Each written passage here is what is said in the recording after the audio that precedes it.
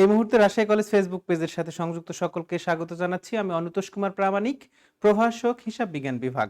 সুপ্রিয় শিক্ষার্থী, আশা করি তোমরা সবাই ভালো আছো এবং সবাই এই রাজশাহী কলেজের অনলাইন ক্লাসগুলো ঠিকমতো ফলো করছো।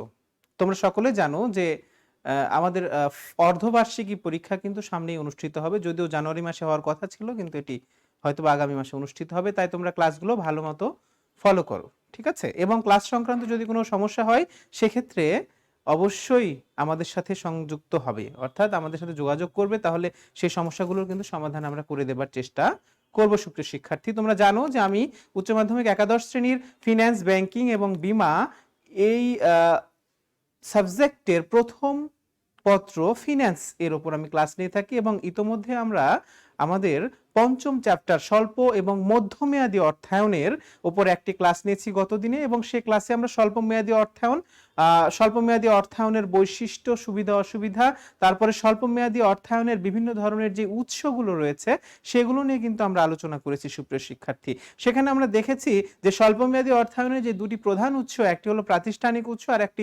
অপ্রাতিষ্ঠানিক উৎস। সেখানে আমরা প্রাতিষ্ঠানিক উৎসের মধ্যে যে আমাদের একটি প্রধান অঙ্গ সেটি হচ্ছে স্বতঃস্ফূর্ত অর্থায়ন। এই স্বতঃস্ফূর্ত অর্থায়নের যে আবার তিনটি ভাগ, একটি হচ্ছে ব্যবসায় ঋণ, আর একটি ক্রেতার নিকট থেকে অগ্রিম গ্রহণ এবং বকেয়া ব্যয়। এগুলো নিয়ে কিন্তু আমি গত ক্লাসে আলোচনা করেছিলাম শিক্ষার্থীরা। তো আমি আজকের ক্লাস কন্টিনিউ করার আগে আমরা শুরুতেই পূর্ববর্তী লেকচারটা আমরা কি করে নিব, আমরা একটু মূল্যায়ন করে নিই। তোমরা নিশ্চয়ই গত ক্লাসটা ফলো করেছো। যদি সুপ্রিয় শিক্ষার্থী তোমরা যদি গত ক্লাসটা ভালো মতো দেখে থাকো তাহলে আমার এই প্রশ্নগুলোর একটু অ্যান্সার দেবার চেষ্টা করো। ওকে, দেখো আমি এখানে নিচে সময় দিয়েছি 5 মিনিট সময়। অ্যাকচুয়ালি যদি আমরা ক্লাসরুমে থাকতাম তাহলে 5 মিনিট ধরে আমরা অবশ্যই এই প্রশ্নগুলো আলোচনা করতাম। সেক্ষেত্রে তোমাদের কনসেপচুয়াল ফ্রেমওয়ার্ক আরো বেশি স্ট্রং হয়ে যেত। তো যাই হোক, আমরা যেহেতু ভার্চুয়ালি আছি তাই এখানে 5 মিনিট সময় দেওয়ার কোনো কারণ নেই। আমরা দেখো এখানে একটি প্রশ্ন দেখতে পাচ্ছি, স্বল্পমেয়াদী অর্থায়নে অপ্রাতিষ্ঠানিক উৎস কোনটি? ঠিক আছে, আমি একটু আগেও বললাম যে স্বল্পমেয়াদী অর্থায়নের উৎস দুটি, একটি হলো প্রাতিষ্ঠানিক এবং আরেকটি হলো অপ্রাতিষ্ঠানিক। প্রাতিষ্ঠানিক উৎসের মধ্যে বিভিন্ন ধরনের ব্যাংক, বীমা প্রতিষ্ঠান বা আর্থিক প্রতিষ্ঠান কিংবা আমাদের মুদ্রা বাজার থেকে ঋণের বিষয়টা আছে। বাট অপ্রাতিষ্ঠানিক উৎস থেকে আমরা কিন্তু দুই ভাবে লোন নিতে পারি বা মানে ফাইন্যান্সিং করতে পারি। একটি হচ্ছে যে আমাদের স্বতঃস্ফূর্ত অর্থায়ন এবং আরেকটি হচ্ছে কি আমাদের মহাজন শ্রেণীর কাছ থেকে। ঠিক আছে, তো এখানে দেখো সরাসরি আমাদের স্বতঃস্ফূর্ত অর্থায়ন বা মহাজন এই ধরনের কিছু নেই। আছে কি প্রাপ্য বিল বাট্টাকরণ, স্বল্পমেয়াদী ব্যাংক ঋণ, বাণিজ্যিক কাগজ, আর ঘ নাম্বার আছে দেখো ক্রেতা হতে অগ্রিম। তো এর মধ্যে আমি কিন্তু ডিফারেন্সিয়েট করতে পারবো কি আমরা যে কোনটি স্বতঃস্ফূর্ত অর্থায়ন কোনটি প্রাতিষ্ঠানিক অর্থায়ন, এগুলো কিন্তু আমরা অবশ্যই এখান থেকে ডিফারেন্সিয়েট করতে পারবো। যেমন প্রাপ্য বিল বাট্টাকরণ, স্বল্পমেয়াদী ব্যাংক ঋণ এবং বাণিজ্যিক কাগজের সবগুলো কিন্তু প্রাতিষ্ঠানিক ঋণ, ঠিক আছে, বা প্রাতিষ্ঠানিক উৎস। বাট ক্রেতার নিকট হতে অগ্রিম গ্রহণ এটি কিন্তু একটি স্বতঃস্ফূর্ত অর্থায়নের উৎস। আর ফলে আমাদের এই স্বল্পমেয়াদী অর্থায়নের অপ্রাতিষ্ঠানিক উৎসের এখানে অ্যান্সারটা হবে কি ক্রেতার নিকট হতে অগ্রিম গ্রহণ। সো আমার অ্যান্সার ঘ, ক্রেতা হতে অগ্রিম। তোমরা নিশ্চয়ই এটার অ্যান্সারটা পেরে গিয়েছো। এরপরে দেখো 2 নাম্বারটি, নিচের কোনটি স্বল্পমেয়াদী অর্থায়নের উৎস?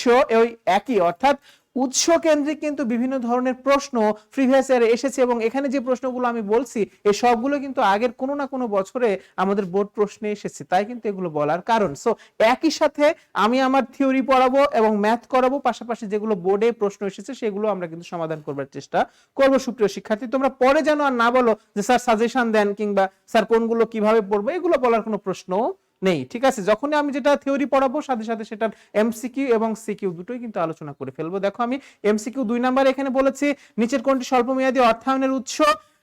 আমরা জানি যে অর্থায়নের ক্ষেত্রে আমরা মেয়াদের ভিত্তিতে কিন্তু 3 ভাগে ভাগ করে থাকি, একটা স্বল্প, একটা মধ্য এবং দীর্ঘমেয়াদী অর্থায়ন। তো দেখো এখানে সাধারণ শেয়ার, ঋণপত্র এবং অগ্রাধিকার শেয়ার এই তিনটাই কিন্তু আমাদের দীর্ঘমেয়াদী অর্থায়নের একটা উৎস। ঠিক আছে, এগুলো দীর্ঘমেয়াদী অর্থায়নের উৎস। বাট বাণিজ্যিক কাগজ বা কমার্শিয়াল পেপারস এইটা কিন্তু আমাদের একটা স্বল্প মেয়াদী অর্থায়ন, কেননা এই কমার্শিয়াল পেপারস সাধারণত মুদ্রা বাজারে বিক্রি হয়।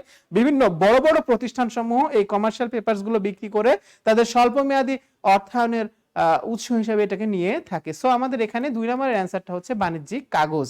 আর সাধারণ শেয়ার, ঋণপত্র এবং অগ্রাধিকার শেয়ারের নয়, কারণ এরা হচ্ছে দীর্ঘমেয়াদী অর্থায়নের উৎস। ঠিক আছে, নিশ্চয়ই তোমরা বুঝতে পেরেছো। নাম্বার 3 দেখো বলেছে স্বল্পমেয়াদী অর্থায়নের মেয়াদকাল কত? আমি কিন্তু গত ক্লাসে স্বল্পমেয়াদী অর্থায়নের সংজ্ঞার মধ্যে দিয়ে দিয়েছিলাম যে 1 বছর কিংবা তার কম সময়ের জন্য হতে হবে। সো স্বল্প মেয়াদী অর্থায়নের মেয়াদকাল আসলে হবে এখানে কি 1 বছরের কম, অর্থাৎ 1 বছর বা 1 বছরের কম সময়ের জন্য যে অর্থায়ন সেটি হচ্ছে আমাদের স্বল্প মেয়াদী অর্থায়ন। সুপ্রিয় শিক্ষার্থী, এরপরে দেখো 4 নম্বরে বলেছে যে স্বতঃস্ফূর্ত অর্থায়ন হলো, আমরা জানি স্বতঃস্ফূর্ত অর্থায়নের 3টি শ্রেণী বিভাগ, একটি হচ্ছে ব্যবসায়ী ঋণ, একটি ক্রেতাদের নিকট থেকে অগ্রিম, আর একটি বকেয়া ব্যয়। তাহলে এখানে খেয়াল করো যে ব্যবসায়ী ঋণ, ঘূর্ণায়মান ঋণ আর বকেয়া খরচ। সো এখানে ব্যবসায়ী ঋণ আর বকেয়া খরচ আমার অ্যান্সার, কিন্তু ঘূর্ণায়মান ঋণ কিন্তু নয়। কেননা এই ঘূর্ণায়মান বা রিভলভিং ক্রেডিট যেটা, সেটা হচ্ছে কিন্তু আমাদের একটা ব্যাংক ঋণের একটি অংশ, অর্থাৎ প্রাতিষ্ঠানিক উৎস। এটা কিন্তু আমাদের স্বতঃস্ফূর্তের মধ্যে এটা পড়ে না। সো ঘূর্ণায়মান ঋণ কি, এটা কিন্তু আমরা যখন অর্থায়নের প্রাতিষ্ঠানিক উৎস পড়ব, স্বল্প মেয়াদী অর্থায়নের প্রাতিষ্ঠানিক উৎস পড়ব, তখন কিন্তু আমরা ঘূর্ণায়মান ঋণ, ঋণ রেখা, এগুলো কিন্তু আমরা বিস্তারিত ভাবে পড়ার চেষ্টা করব। তো এখানে আমার অ্যান্সারটি হচ্ছে দেখো 1 এবং 3, অর্থাৎ ব্যবসায়ী ঋণ আর একটা হচ্ছে বকেয়া খরচ। আমরা জানি যে স্বতঃস্ফূর্ত অর্থায়নের 3টি ধারা, একটি হচ্ছে ব্যবসায়ী ঋণ, একটি হচ্ছে বকেয়া খরচ, আর একটি ক্রেতার নিকট থেকে অগ্রিম। সো এখানে আমাদের ক্রেতার নিকট থেকে অগ্রিম নাই, ব্যবসায়ী ঋণ আর বকেয়া খরচ আছে, এই দুটো মিলে আমাদের খ নাম্বার অ্যান্সার 1 এবং 3। এটি বহুপদী নির্বাচন সূচক, যেটা আমরা বা বহুপদীর যে আমাদের একটা সমস্যা থাকে, সেটাই সেই ধরনের সিকিউ এমসিকিউ প্রশ্ন কিন্তু এটা আমাদের। ওকে, সো আমরা আমাদের নেক্সট স্লাইডে চলে যাই। দেখো স্বল্পমেয়াদী অর্থায়নের উদ্দেশ্য কি। তাহলে এই স্বল্পমেয়াদী অর্থায়নের উদ্দেশ্য আমরা গত ক্লাসে বলেছিলাম যে স্বল্পমেয়াদী অর্থায়নের দুটি প্রধান বৈশিষ্ট্য হচ্ছে এটি 1 বছর বা তার কম সময়ের জন্য হতে হবে, আর 2 নাম্বার হচ্ছে ব্যবসায়ের চলতি দায় বা চলতি ব্যয় মেটানোর জন্য আমরা কিন্তু স্বল্পমেয়াদী অর্থায়নটা ব্যবহার করে থাকি। সো এখানে দেখো ব্যবসায় সম্প্রসারণ, এটা কি একটি চলতি বা একটি স্বল্পমেয়াদী কোনো কিছু? অবশ্যই না, ব্যবসায় সম্প্রসারণ একটা দীর্ঘমেয়াদী একটা বিষয়। তারপরে যন্ত্রপাতি স্থাপন, এটা নিশ্চয়ই আমরা 1 বছর বা তার কম সময়ের জন্য করি না, এই যন্ত্রপাতিটা আমাদেরকে অনেক মানে বহু বছর আমাদেরকে সেবা দিবে, এই ধারণা থেকেই কিন্তু যন্ত্রপাতি স্থাপন করা হয়ে থাকে। আবার ব্যবসায় স্থানান্তর, এটাও কিন্তু সচরাচর খুব কম সময়ের জন্য হয় না, স্থানান্তর অবশ্যই একটা দীর্ঘমেয়াদী প্রক্রিয়া। বাট চলতি ব্যয় মেটানো, এইটা কিন্তু আমাদের একটা স্বল্পমেয়াদী অর্থায়নের উদ্দেশ্য। সো আমাদের অ্যান্সারটা হচ্ছে চলতি ব্যয় মেটানো, অর্থাৎ আমরা স্বল্পমেয়াদী অর্থায়নগুলো করেই থাকি মূলত চলতি ব্যয়গুলো মেটানোর জন্য। এরপরে দেখো 6 নম্বরে বলেছে স্বল্পমেয়াদী অর্থায়নের সংগৃহীত মূলধন ব্যবহৃত হয়। এটাও কিন্তু দেখো যে স্বল্পমেয়াদী অর্থায়নের উদ্দেশ্য কি সরাসরি না বলে কোথায় কোথায় আমরা ব্যবহার করতে পারি, এটাকে কিন্তু একটু ডাইভার্সিফাইড করে দিয়েছে, বা এটা আমাদের বহুপদী নির্বাচন সূচক যে আমাদের এমসিকিউ সেটা, অর্থাৎ যে এখানে সরাসরি বলেনি যে উদ্দেশ্য কি, কিন্তু আমরা কোথায় কোথায় ব্যবহার করতে পারি স্বল্প মেয়াদী অর্থায়ন, সেটা সম্পর্কে এখানে বলা হয়েছে। দেখো আগের প্রশ্ন ছিল চলতি ব্যয় মেটানো, এখন সেই চলতি ব্যয়টাকে আমরা বিভিন্ন ভাগে ভাগ করে দিয়েছি। দেখো শ্রমিকের মজুরি প্রদান, মাল ক্রয়, যন্ত্রপাতি ক্রয়। এখানে খেয়াল করো যন্ত্রপাতি ক্রয় এটা কিন্তু একটা দীর্ঘমেয়াদী প্রক্রিয়া, এটা কিন্তু চলতি দায় বা চলতি ব্যয় মেটানোর জন্য নয়, এটা দীর্ঘমেয়াদী প্রক্রিয়া। সো আমাদের এখানে স্বল্পমেয়াদী অর্থায়নের সংগৃহীত মূলধন ব্যবহৃত হবে দুটি কাজে, একটা শ্রমিকের মজুরি প্রদান, কেননা এটা একটা চলতি প্রক্রিয়া, আর একটা হচ্ছে মাল ক্রয় বা পণ্য ক্রয়, কেননা ক্রয় ছাড়া প্রতিষ্ঠান কিছুতেই কিন্তু তার সার্বিক কার্যক্রম চালাতে পারে না। সো এই দুটোই হচ্ছে আমাদের কিন্তু এই প্রশ্নের অ্যান্সার 1 এবং 2, অর্থাৎ স্বল্পমেয়াদী অর্থায়নের মাধ্যমে আমরা যেই মূলধনটা পাই সেটা আমরা এই প্রশ্নের আলোকে আমরা শ্রমিকের মজুরি প্রদান এবং মাল ক্রয় করতে ব্যবহার করতে পারি। সুপ্রিয় শিক্ষার্থী, এরপরে দেখো আমরা এই 6টি এমসিকিউ পড়েছি, আমরা জানি যে এখান থেকে আমাদের কিছু প্রশ্ন আসে যেটা আমরা সিকিউ প্রশ্নে ব্যবহার করতে পারি। আমরা সেখানে দেখি যে জ্ঞানমূলক এবং অনুধাবনমূলক, সেই প্রশ্নের একটা ইম্পর্টেন্ট প্রশ্ন হচ্ছে কখন ব্যবসায় ঋণের সৃষ্টি হয়। খেয়াল করো এটা কিন্তু এমসিকিউ দেয়নি, এটা অ্যাকচুয়ালি সিকিউ প্রশ্ন যে কখন ব্যবসায় ঋণের সৃষ্টি হয়, এবং এটি একটি অনুধাবনমূলক প্রশ্ন। ঠিক আছে, তো আমরা গত ক্লাসে দেখেছিলাম যে ব্যবসায় ঋণের সৃষ্টি হওয়ার মূল কারণই কিন্তু ধারে পণ্য ক্রয় বিক্রয়।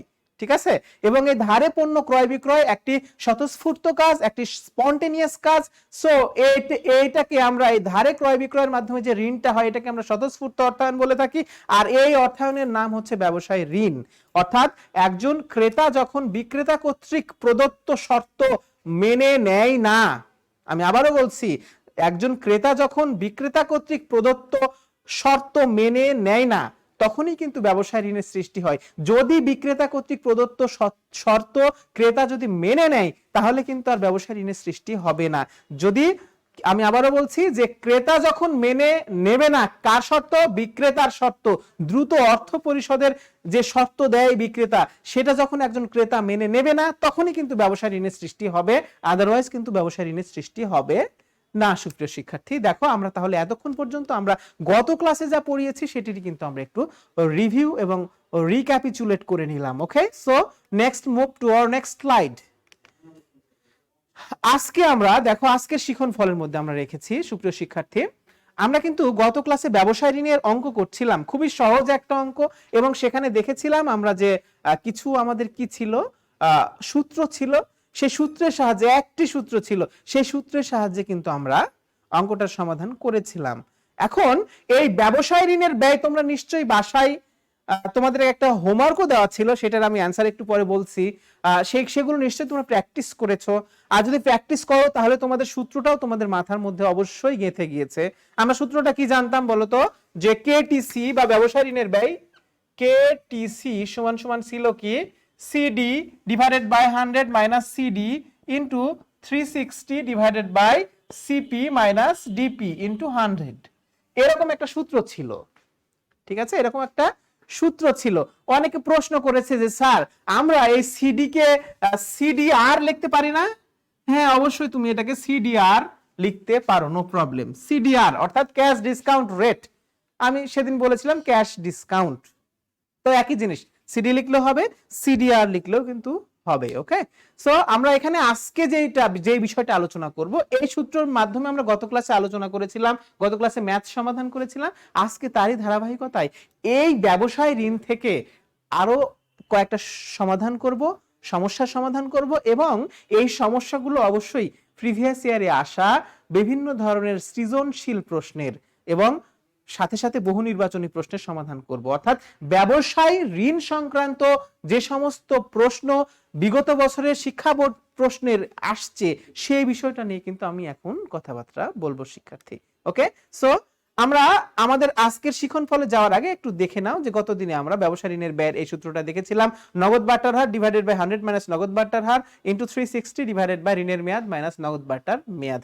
এটাকে কিন্তু আমি সংক্ষেপে এখানে লিখেছি CDR divided by 100 minus CDR into 360 divided by CP minus DP. CP for total credit period আর ডিপি ফর কি আমরা জানি total discount period. Okay, so আমরা কিন্তু গত ক্লাসে দেখো এই প্রশ্নটা আমরা দিয়েছিলাম এবং সেখানে আমরা দেখেছিলাম, আমি নিজে অঙ্ক করে দিয়েছিলাম, আলিমের যে ব্যবসায় ঋণের শর্ত ছিল তার আলোকে তার ব্যবসায় ঋণের ব্যয়টা কত হবে, এটা কিন্তু গত ক্লাসে আমি নির্ণয় করে দিয়েছিলাম এবং তোমাদেরকে বলেছিলাম যে তোমরা জামিল, মুনিম এবং জিনিয়া এই তিনটা নির্ণয় করে তোমরা খ নাম্বার প্রশ্নের অ্যান্সারটা দিবা যে কোন সরবরাহকারী ঋণের ব্যয় সবচাইতে কম, এটা তোমাদেরকে নির্ণয় করতে বলেছিলাম শিক্ষার্থী। তোমরা নিশ্চয়ই এটা সমাধান করতে পেরেছো, যদি সমাধান করে থাকো, অবশ্যই করেছো, তাহলে আমার প্রশ্নের অ্যান্সারের সাথে তোমরা একটু মিলিয়ে নাও। দেখো আমি এখানে সংক্ষেপে অ্যান্সার করবার চেষ্টা করেছি, খুবই কম অল্প জায়গার ভিতরে। খেয়াল করে দেখো, আমরা জানি যে কেটিসি বা কস্ট অফ ট্রেড ক্রেডিট সমান সমান CD divided by 100 minus CD into 360 divided by CP minus DP into 100। তো আমি গত ক্লাসে আলিমের যে কস্ট অফ ট্রেড ক্রেডিট এটা কিন্তু নির্ধারণ করে দিয়েছিলাম 18.18%, বাট জামিল, মুনিম এবং জিনিয়ারটা কিন্তু করে দিয়েছিলাম না। সেক্ষেত্রে সুপ্রিয় শিক্ষার্থী তোমরা একটু জামিল, মুনিম এবং জিনিয়ারটা একটু মিলিয়ে নাও। দেখো এখানে জামিলের কস্ট অফ ট্রেড ক্রেডিট হবে 12.25% আর মুনিমের হবে কত 9.09% আর জিনিয়ার হবে কত 24.74%। তোমরা যদি অঙ্কটা করে থাকো তাহলে অবশ্যই তোমাদের অ্যান্সারের সাথে মিলিয়ে দেখো, যদি কোনো কনফিউশন হয় তাহলে অবশ্যই আমার সঙ্গে যোগাযোগ করবে। তো এখানে আমরা যদি এটাকে একটু করি তাহলে দেখতে পাবো, দেখো যে একটু কম্পেয়ার করি তাহলে কি দেখতে পাই যে আলিমের ব্যবসায় ঋণের ব্যয় 18% বা 18.18%, জামিলের হলো 12.25% আর মুনিমের হচ্ছে 9.09%, জিনিয়ার হলো 24.74%। তার মানে এখানে খেয়াল করো ব্যবসায় ঋণের ব্যয়, তাহলে যে ঋণের ব্যয় সবচাইতে কম সেখান থেকে কিন্তু আমার ঋণটা কালেক্ট করা উচিত, এটাই কিন্তু কথা। ঠিক আছে, তাহলে এখানে জাস্ট আমাদের খ নম্বরে বলেছে যে কার ঋণের ব্যয় সবচাইতে কম, তাহলে আমরা এখানে দেখতে পাচ্ছি যে মুনিম এর ঋণের ব্যয়টা সবচাইতে, মুনিমের কাছে যেই ব্যবসায় ঋণের ব্যয় আছে, যে শর্তটা আছে, ওই শর্তে আমাদের ব্যবসায় ঋণের ব্যয় মুনিমের কাছে সবচাইতে কম 9.09%। সো আরং লিমিটেড যদি কোনো ক্রয় করতে চায় কোনো কিছু, তাহলে অবশ্যই এই মুনিমের কাছ থেকে করাটাই বেটার, কেননা এটাতে কস্ট অফ ট্রেড ক্রেডিটটা অনেক কি কম। ঠিক আছে। সো খ নাম্বারে জাস্ট তোমাদের লিখে দিলে হবে যে এখানে আমরা দেখলাম যে আলিম, জামিল এবং মুনিম এবং জিনিয়ার এর ভেতরে সবচাইতে কম কস্ট অফ ট্রেড ক্রেডিট হচ্ছে কার? মুনিমের। সো মুনিমেরটা এখানে বেশি উপযোগী হবে। এতটুকু লিখলে কিন্তু আমাদের অঙ্কের অ্যান্সারটা হয়ে যাবে সুপ্রিয় শিক্ষার্থী। এরপরে দেখো আমরা আজকের অঙ্কে চলে যাব। একটু ডিফারেন্টলি আমরা চিন্তা করবো আজকের অঙ্কটা। খেয়াল করে দেখো যে সমস্যা এটা, মিস্টার হক একজন সতর্ক ব্যবসায়ী, তার সরবরাহকারী তাকে 310 নেট 30 বা নেট 70 শর্তে ঋণের শর্ত দিল। মিস্টার হক কখনোই নগদ বার্তা গ্রহণ করেন না। নগদ বার্তা গ্রহণ করেন না বিধায় এটা কিন্তু একটা কি হয়ে যায়? এটা একটা ব্যবসায় ঋণ হয়ে যায়। কিন্তু তিনি তার সরবরাহকারীকে 70 দিনে পরিশোধ না করে 60 দিনের মধ্যে পাওনাটা পরিশোধ করে দেন। তার মানে ইনি দেখো যে একটা দিকে ভালো যে এ ব্যবসায় ঋণের যে সুযোগ সেটা যেমন নিচ্ছে, পাশাপাশি এ আবার নিজের সুনামটাও কিন্তু রক্ষা করছে, যে 70 দিন পরে টাকা না দিয়ে 60 দিনে দিয়ে দিচ্ছে। তার মানে কি যে যার কাছ থেকে সে ধারে মাল ক্রয় করেছে তার কাছে সে অ্যাকচুয়ালি সে একেবারে খুব ভালো মানুষ, যে একে যে সময় দেওয়া হয় সেই সময়ের আগেই সেই টাকাটা ফেরত দিয়ে দেয়। ঠিক আছে। তো এখানে বলেছে দেখো যে মিস্টার হকের ব্যবসা ঋণের ব্যয় কত। অঙ্কটা কিন্তু খুব সোজা, কেননা আমরা এখানে দেখতে পাচ্ছি যে আমাদের এই অঙ্কটাতে অ্যাকচুয়ালি আমাদের শর্ত হচ্ছে কত? 310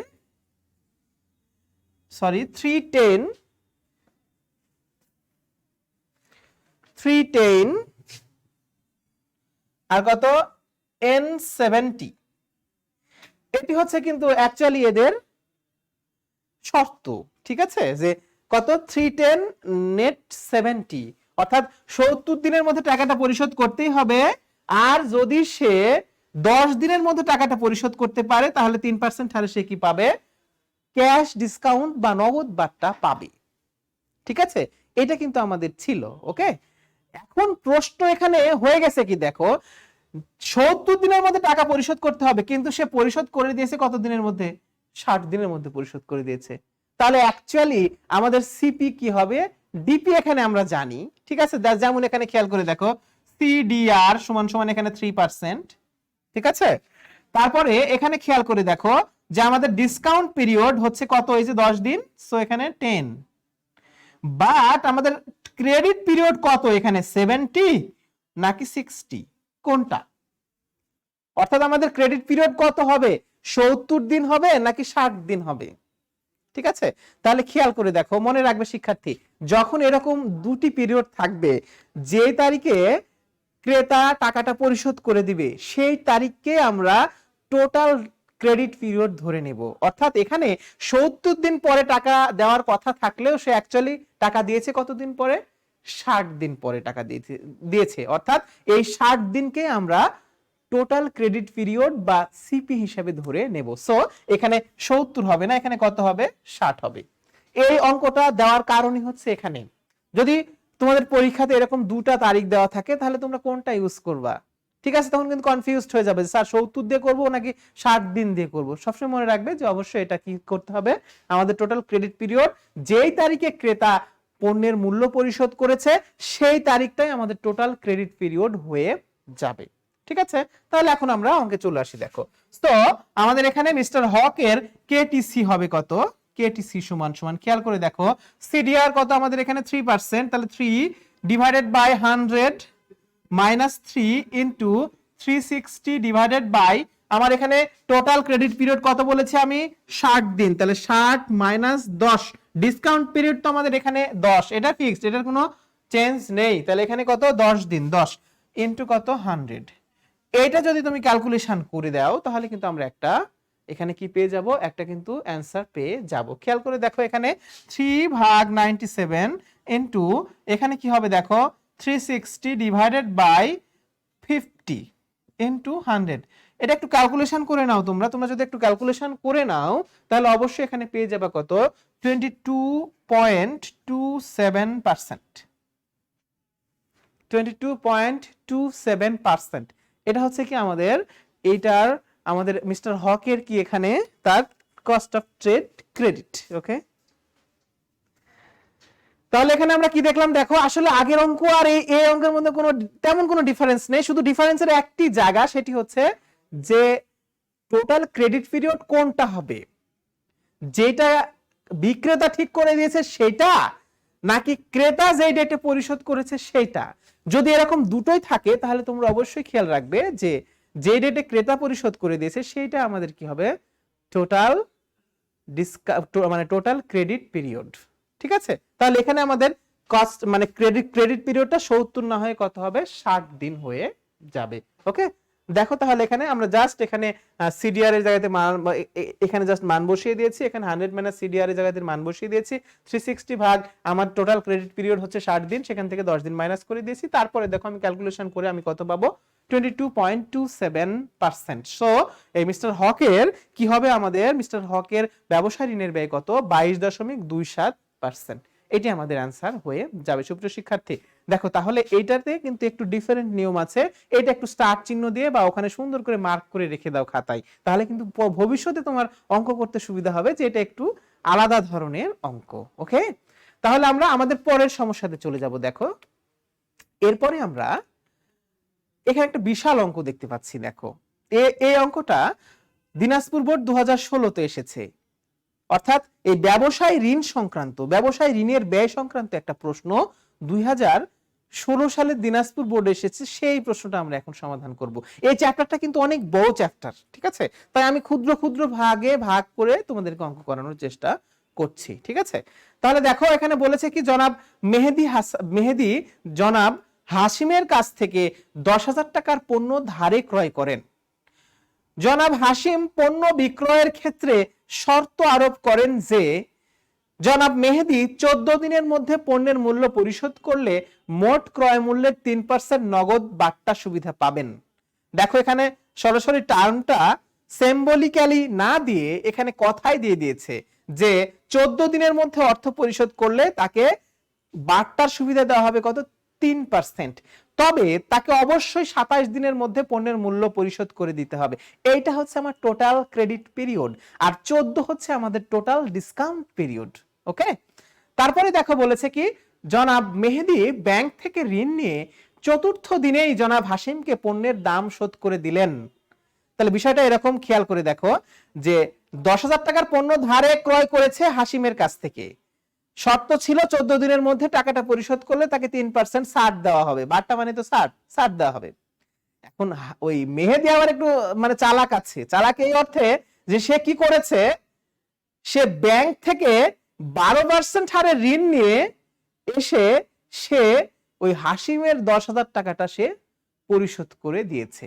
তাহলে এখন প্রশ্ন যে এই যে মেহেদি যে হাসিমকে টাকাটা পরিশোধ করে দিল, তাহলে ব্যাংক থেকে ঋণও নিল 12% হারে, এতে কি তার কোনো লাভ হবে বা এতে কি সে কোনো সুবিধা পাবে? এটা কিন্তু আমার মূল প্রশ্ন।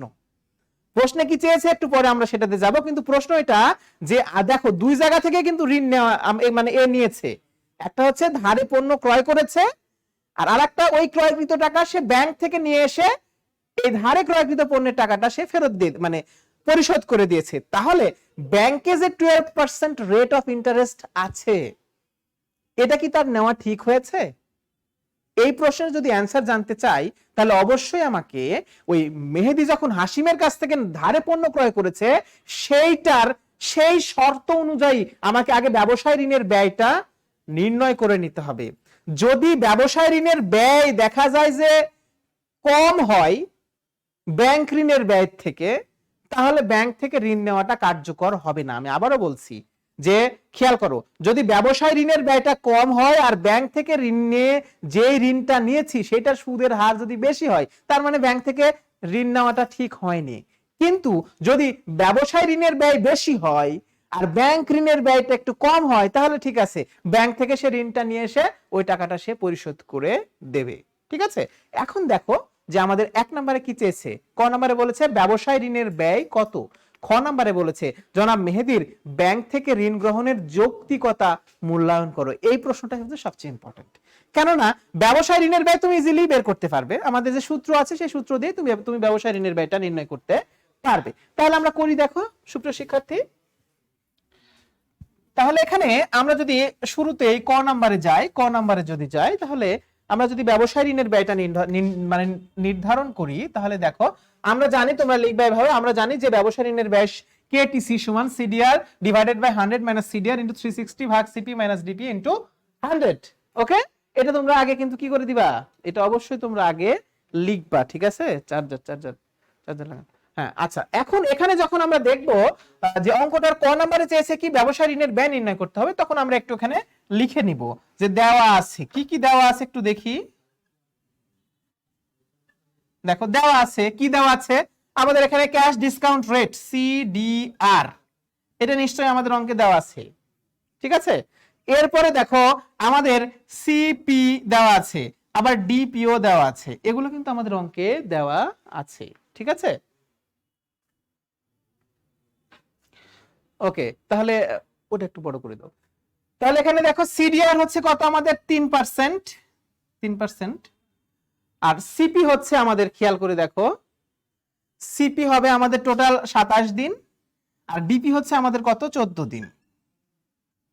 এইটা কিন্তু আমাদের অঙ্কটা ছিল, অর্থাৎ যে আমাদের জনাব মেহেদী হাশিমের কাছ থেকে কিন্তু এই শর্তেই সে পণ্যটা ক্রয় করেছিল যে 14 দিনের মধ্যে যদি সে টাকা পরিশোধ করে তাহলে 3% সে ক্যাশ ডিসকাউন্ট পাবে, কিন্তু তাকে 27 দিনের মধ্যে টাকাটা পরিশোধ করতেই হবে। তাহলে এখন এইখান থেকে যদি আমি এই কেটিসি এটা আমার নির্ণয় করতে হবে, কেটিসিটা যদি নির্ণয় করি তাহলে কি হবে, এখানে দেখো সমান সমান, এখানে জাস্ট তুমি বসিয়ে দাও, ঠিক আছে।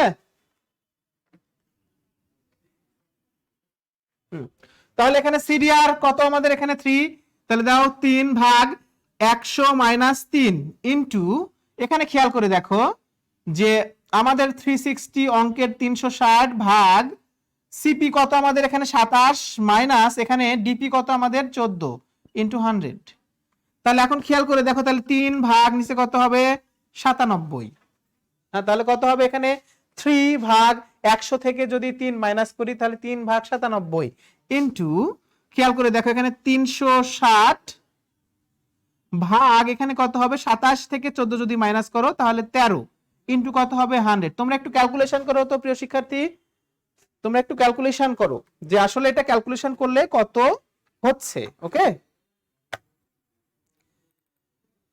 তো আমরা এখানে তাহলে কি করলাম দেখো, আমরা সিডিআর 3% 3 লিখে নিলাম, তারপরে 100 মাইনাস 3 করে নিলাম, তাহলে আমার যেটা হলো সেটাকে বলবো কি আমরা, এটা হচ্ছে এরপর আমরা 360 ভাগ এখানে কি করলাম আমরা, সিপি আমাদের টোটাল ক্রেডিট পিরিয়ড 27 দিন, সেখান থেকে আমরা ডিপি ডিসকাউন্ট পিরিয়ড হচ্ছে কত আমাদের 14 দিন, সেটা আমি মাইনাস করে দিলাম, তাহলে হলো কত দেখো 360 ডিভাইডেড বাই কত হলো আমাদের এখানে 13 ইনটু কত আমাদের 100। তাহলে যদি এটা হয় তাহলে আমরা যদি এটা এখন ক্যালকুলেশন করি তাহলে অ্যাকচুয়ালি আমরা কত পাবো প্রিয় শিক্ষার্থী, এটা অবশ্যই তোমরা এতক্ষণ ক্যালকুলেশন করে ফেলেছো। তাহলে এখানে খেয়াল করো 3 ভাগ 97, আচ্ছা 97 ইনটু, এটাকে একটু ফ্র্যাকশন আসবে, তাহলে 360 ভাগ 13 ইনটু কত হবে 100। এটাকে যদি তুমি একটু ক্যালকুলেশন করো তাহলে একটু যান্ত্রিক ত্রুটি হয়েছে, এই জন্য আমাদের লিখতে মানে অসুবিধা হচ্ছে। আমরা একটু দেখি, খেয়াল করে দেখো, তোমরা একটু স্লাইডটা যদি খেয়াল করে দেখো তাহলে আমরা এখানে দেখতে পাবো খ নাম্বারে জনাব মেহেদীর যেটা ছিল সেটি হচ্ছে যে আমাদের ব্যাংক থেকে সে ঋণ নিবে নাকি সে ঋণ নিবে কোথা থেকে, সে ওই ব্যবসায় ঋণের ব্যয়টায় সে নিয়ে নিবে, কোনটা নিবে সেটা কিন্তু এখানে আমরা একটু দেখে নিব। ওকে, তাহলে এখানে অ্যাকচুয়ালি তার হবে কত দেখো, এখানে 79.52%, এটা যদি ক্যালকুলেশন করো তাহলে 79.52%, ঠিক আছে। তাহলে এই মিস্টার মেহেদীর ব্যবসা ঋণের ব্যয় হলো কত 79.52%। এখন আমরা আমাদের পরের যে আমাদের প্রশ্নটা ছিল সেই প্রশ্নটাতে আমরা চলে যাব, অর্থাৎ খ নাম্বারে চলে যাব। দেখো খ নাম্বারে যদি যাই তাহলে খেয়াল করে দেখো খ নাম্বার। ওকে, খ নাম্বারে গেলে আমরা কি দেখতে পাই যে জনাব মেহেদী ব্যাংক থেকে ঋণ গ্রহণের, অর্থাৎ তার ব্যাংক থেকে ঋণ গ্রহণের যৌক্তিকতা আমাদের কি করতে হবে, মূল্যায়ন করতে হবে। সে তার কি ব্যাংক থেকে ঋণ গ্রহণ ঠিক হবে নাকি তার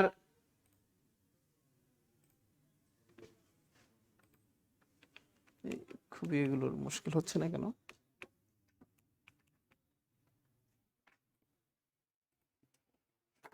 আচ্ছা ওকে, আমরা এখন তাহলে খ নাম্বারে চলে যাই। দেখো তাহলে খ নাম্বারে যদি যায় তখন এটা দেখো আমাদের কোনো ক্যালকুলেশন নেই, ক্যালকুলেশনটা হচ্ছে এখানে এরকম যে ক হতে এই ক নাম্বার বের করেছি, ক নাম্বারে আমার কত হলো 79.52%, এটা হচ্ছে কস্ট অফ ট্রেড ক্রেডিট। খ নাম্বার যখন যাব তখন দেখো সে কি ব্যাংক থেকে ঋণ নেওয়া তার যুক্তিযুক্ত হবে কি হবে না, এটা একটু খেয়াল করে দেখো। তাহলে আমরা দেখতে পেলাম যে তার ব্যবসায় ঋণের ব্যয় কত, 79.52%। মানে সে যদি ব্যাংক থেকে টাকাটা তুলে এনে পরিশোধ না করে তাহলে তাকে 79.52% হারে তার এই ঋণের উপর সুদ দিতে হবে। কিন্তু সে কি করছে দেখো, সে ব্যাংক থেকে যে ঋণ নিছে সেই ঋণের সুদ কত হবে, এখানে কত 12% দেওয়া আছে। এর মানে হচ্ছে তার ব্যবসা ঋণের ব্যয়টা বেশি কিন্তু তার ব্যাংক ঋণের ব্যয়টা কি কম। তাহলে তার সিদ্ধান্তটা কিন্তু একটু যৌক্তিক আছে। কেন যৌক্তিক আছে খেয়াল করে দেখো, সে 12% হারে বা 12% ঋণের সুদের হারে সে টাকাটা ব্যাংক থেকে ঋণ নিয়ে এসে এই 79.52% হারে যে সুদটা ছিল সেই ঋণের টাকাটা সে পরিশোধ করে দেবে। অবশ্যই সে এতে লাভবান হবে। পাশাপাশি এই খেয়াল করে দেখো, সে যদি চতুর্থ দিনে টাকাটা পরিশোধ করে দেয় তাহলে কি হবে, সে নিশ্চয়ই একটা নগদ বার্তা এখানে ছাড় পাবে। তাহলে একদিকে সে যেমন ঋণের ব্যয়ের সুদের হারে একদিকে সে যেমন একটা ছাড় পাচ্ছে, পাশাপাশি সে নগদ বার্তাটাও কিন্তু অ্যাভেল করতে পাচ্ছে। সো এখানে মিস্টার মেহেদির ব্যাংক থেকে ঋণ গ্রহণের একটা যৌক্তিকতা অবশ্যই আছে। আমি যদি আবারও প্রথম থেকে আসি, খেয়াল করে দেখো যে জনাব মেহেদির ব্যবসায় ঋণের ব্যয় হয়েছে কত, 79.52%।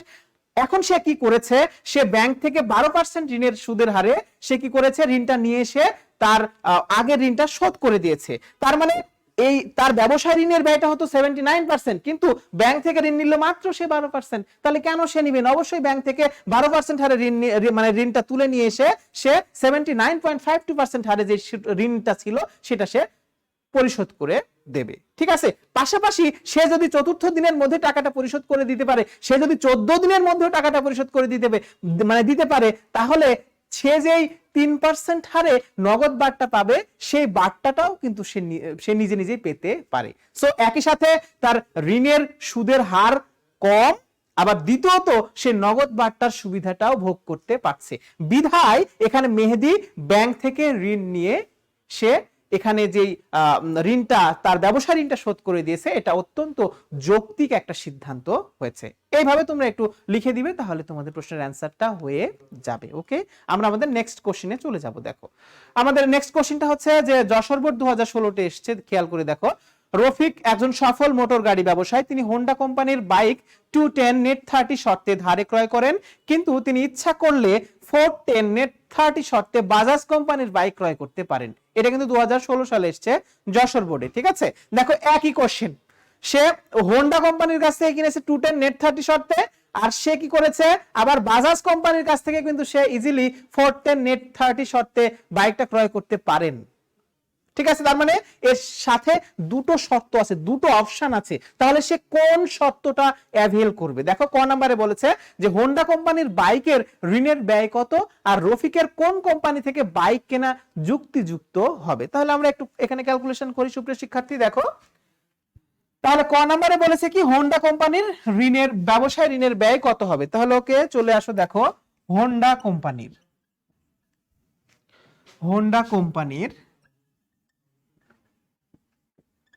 ব্যবসায় ঋণের ব্যয় কেটিসি সমান আমরা কি জানি, CDR divided by 100 minus CDR into 360 divided by CP minus DP into কি হবে 100। ওকে, এখানে দেখো দেওয়া আছে কি কি দেওয়া আছে, গিভেন দ্যাট বা দেওয়া আছে আমাদের এখানে প্রথমে হোন্ডারটার কি দেওয়া আছে খেয়াল করে দেখো, হোন্ডার দেওয়া আছে কি এখানে সিডিআর হচ্ছে কত 2%। তারপরে এদের দেখো সিপি টোটাল ক্রেডিট পিরিয়ড দেওয়া আছে কত এখানে 30, তাহলে 30। তারপরে ডিপি ডিসকাউন্ট পিরিয়ড কত এখানে এদের 10। ওকে 10। তাহলে এখন যদি এগুলো আমরা এখানে বসিয়ে দিই তাহলে দেখো সিডিআর কত আমাদের এখানে 2 divided by 100 minus 2 into 360 divided by CP minus DP, তাহলে 30 মাইনাস 20 ইনটু কত হবে 100। তাহলে এখানে কত 2 ভাগ 98 ইনটু এখানে কত হবে দেখো 360 ডিভাইডেড বাই এখানে কত, এখানে আমাদের অ্যাকচুয়ালি 10, হ্যাঁ তাহলে এখানে 20 ইনটু কত 100। ওকে, তাহলে এটা যদি তুমি একটু ক্যালকুলেশন করো তাহলে তোমরা এখানে অবশ্যই পেয়ে যাবে কত 36.73%। এটা তুমি যদি একটু ক্যালকুলেশন করো তাহলে তোমরা হোন্ডা কোম্পানির যে একটা ব্যয় আছে ব্যবসায় ঋণের ব্যয় সেটি হবে কত আমাদের 36.73%। ঠিক আছে, এখন খ নম্বরে আমরা যদি চলে যাই, তোমরা এটা নিশ্চয়ই বুঝতে পেরেছো। খ নম্বরে যদি যাই তাহলে দেখো বলেছে রফিকের কোন কোম্পানি থেকে বাইক কেনা যুক্তিযুক্ত। তাহলে রফিক সেই কোম্পানি থেকেই বাইক কিনবে যে কোম্পানিতে তার ব্যবসায় ঋণের ব্যয় সবচাইতে কম হবে। তাহলে এখন খেয়াল করো, ক নম্বরে আমরা হোন্ডা কোম্পানির ব্যবসায় ঋণের ব্যয় পেলাম 36.73। যদি যদি বাজাজ কোম্পানি থেকে রফিক এর থেকেও কম ব্যয় যদি সে গাড়িটা ক্রয় করতে পারে তবে সে বাজাজ থেকে নিবে, আদারওয়াইজ সে হোন্ডা থেকে নিবে। তার মানে কি আমাদের খ নাম্বার যখন প্রশ্নের অ্যান্সার করব তখন আমরা খেয়াল করে দেখো, আমরা অবশ্যই এখানে শুরুতে আমরা কি করব লিখে নেব যে আমরা ক হতে পেলাম যে হোন্ডা কোম্পানির ব্যবসায় ঋণের ব্যয় হলো কত 36.73%। তাহলে অতএব এখন খেয়াল করো বাজাজ কোম্পানির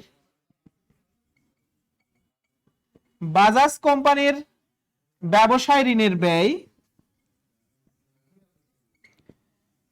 তাহলে কি হবে কেটিসি সমান ওই একই সূত্র কি CDR divided by 100 minus CDR into 360 divided by CP minus DP into কি হবে 100। এটা যদি করো তাহলে এখন খেয়াল করে দেখো, তাহলে বাজাজ কোম্পানির কি শর্ত ছিল, ওদের শর্ত ছিল সিডিআর হলো কত 4%, তারপরে ওদের সিপি ছিল কত আমাদের 30, আর ওদের ডিপি ছিল কত আমাদের ডিসকাউন্ট পিরিয়ড ছিল ওদেরও 10 ছিল।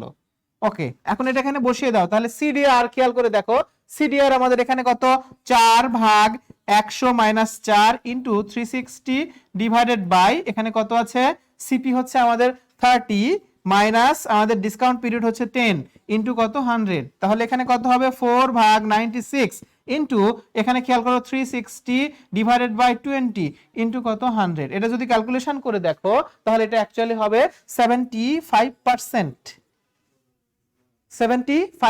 তাহলে বিষয়টা একটু খেয়াল করে দেখো, তাহলে এখানে দেখো আমরা হোন্ডা কোম্পানির ব্যবসায় ঋণের ব্যয় পেয়েছি 36.73%।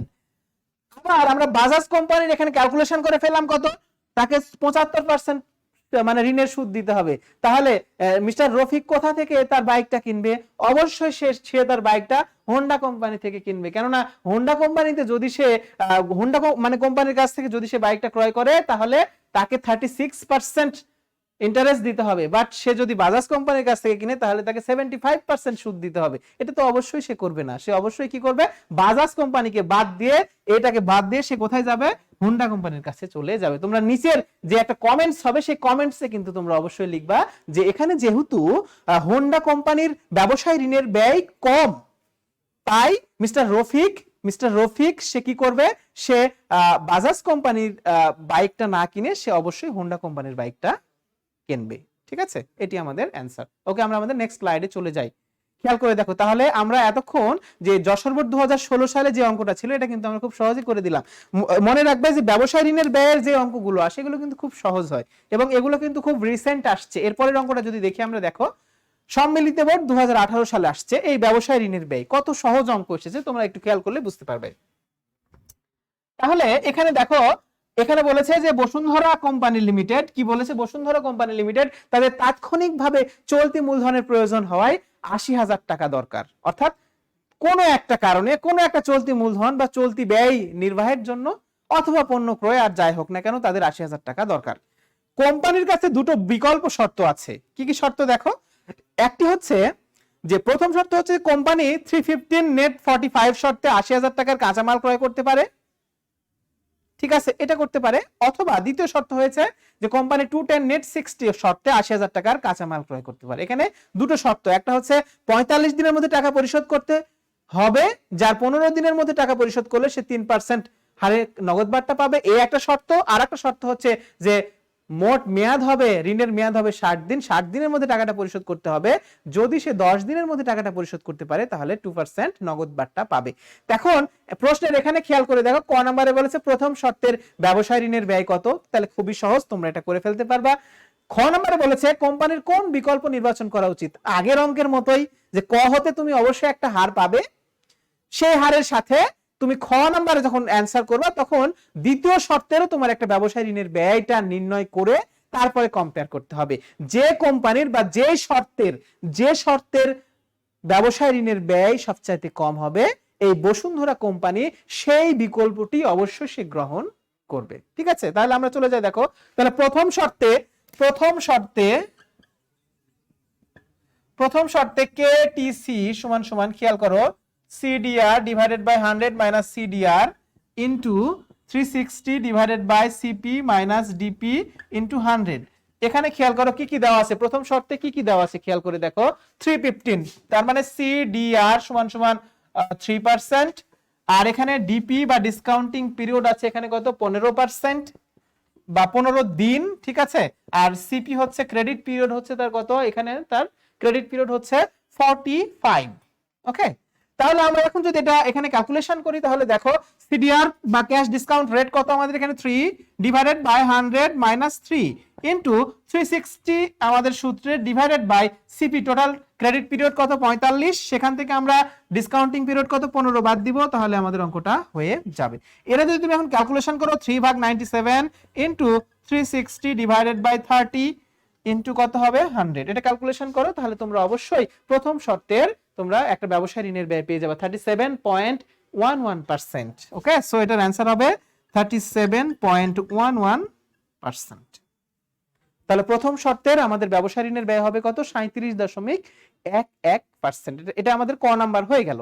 এখন খ নাম্বার অঙ্ক যখন করব, খেয়াল করো খ নাম্বারে বলেছে যে তার কোন শর্ত দেখানো উচিত, অর্থাৎ সে কোন বিকল্প গ্রহণ করা উচিত, সে কি প্রথম শর্তে যাবে নাকি সে দ্বিতীয় শর্তে যাবে।